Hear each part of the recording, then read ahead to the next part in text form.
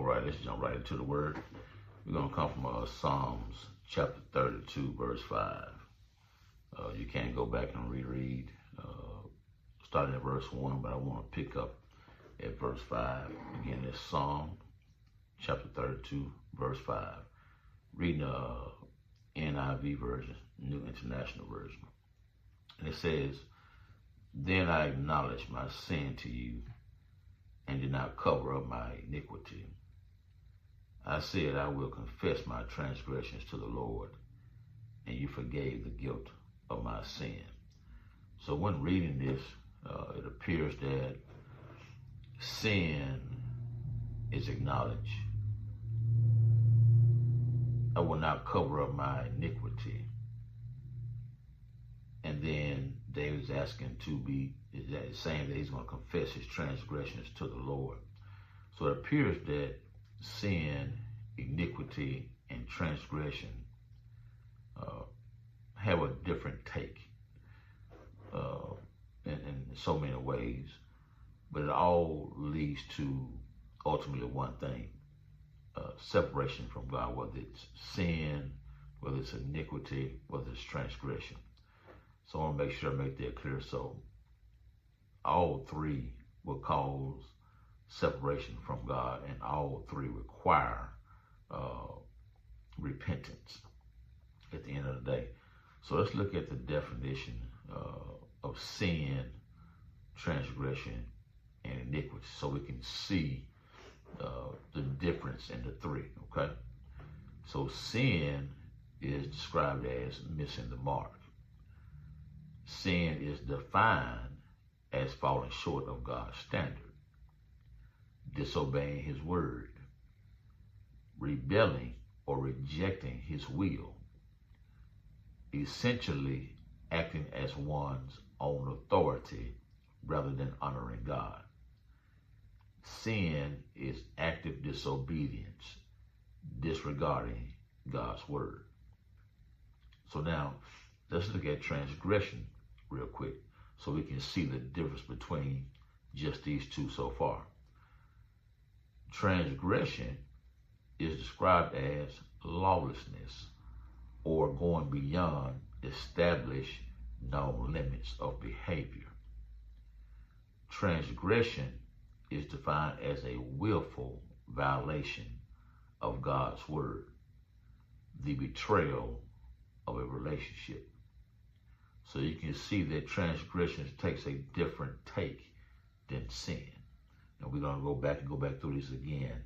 Let's look at iniquity. Iniquity is a deep-seated, premeditated, or habitual transgression, there's the word transgression again, that distorts or bends God's word. Iniquity is to live continuously without repentance. But say that again. Iniquity is to live continuously without repentance.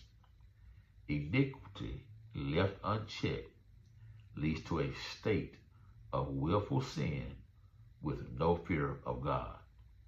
Continued iniquity leads to unnatural affections, which leads to a reprobate or depraved mindset. And you can find that particular description as reprobate and depraved mindset in Romans chapter 1, verses 18 through 28. So let me share something with you real quick. There is no sin in Jesus. Everyone who has been born of God, meaning they confess Jesus Christ as Lord and Savior over their life, okay, does not sin because God's seed is in their person. Question. The question is, why do we still sin in thought, word, and deed? Here's the answer. Because the old part of us is still contaminated by sin. Just because we confess Jesus Christ as Lord and Savior over our life, yes, that's a spiritual process. But we still have some of that old contaminated mindset, which is going to require us to renew our mind with the Word of God daily. So I know a lot of people confess Jesus Christ as Lord and Savior over their life, but they're still trying to figure out, why am I still doing this thing? Why am I still sinning? Or why am I still practicing or doing iniquity or transgression? Why does it still exist in my life? It's because, as we read the meaning, have you truly checked it?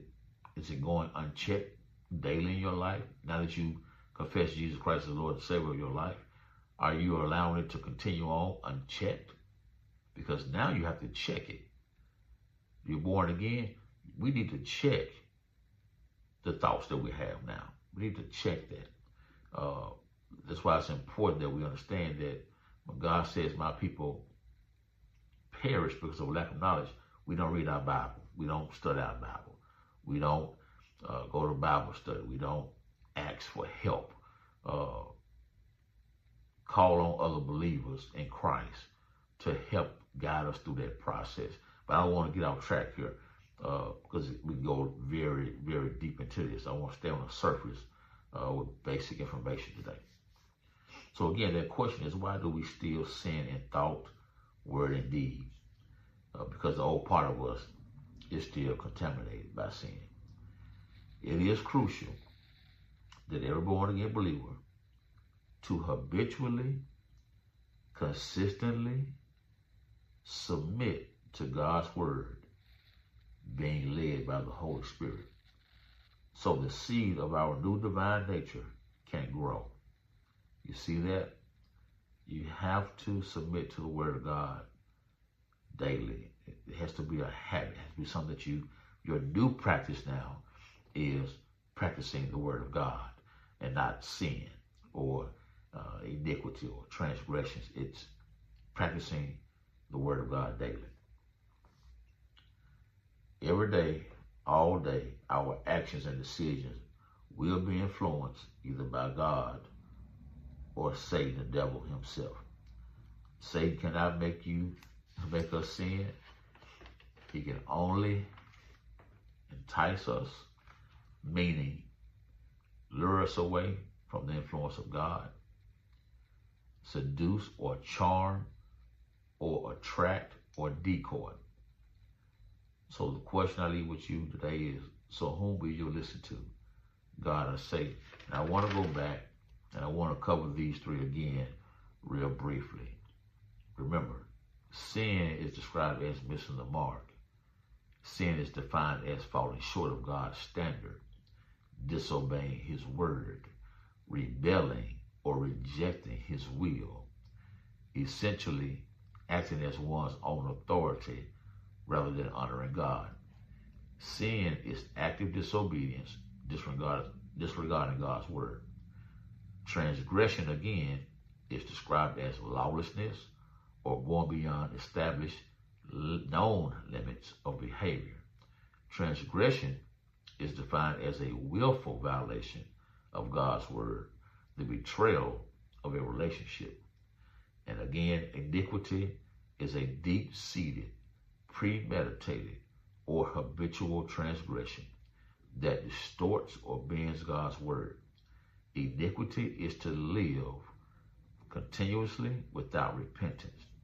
Iniquity left unchecked leads to a state of willful sin with no fear of God.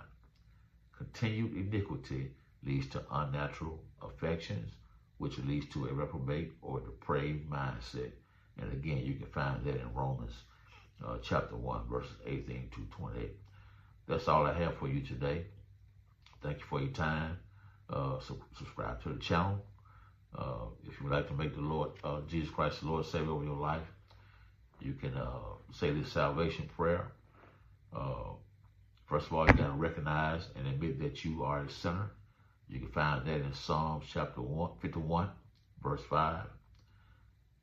2, repent of your sins, 1 John 1 and 9. And then confess Jesus as Lord and Savior, Romans 10, verses 9 and 10. And then pray this prayer aloud. Lord, I recognize and admit that I am a sinner. I turn away from my sins and confess with my mouth and believe in my heart that Jesus is Lord. Thank you for saving me. Amen. You said that prayer, believe that you are saved. I would encourage you to get with your local church, call, find out what salvation is truly all about, get baptized, get that godly advice. Until next time, His blessings.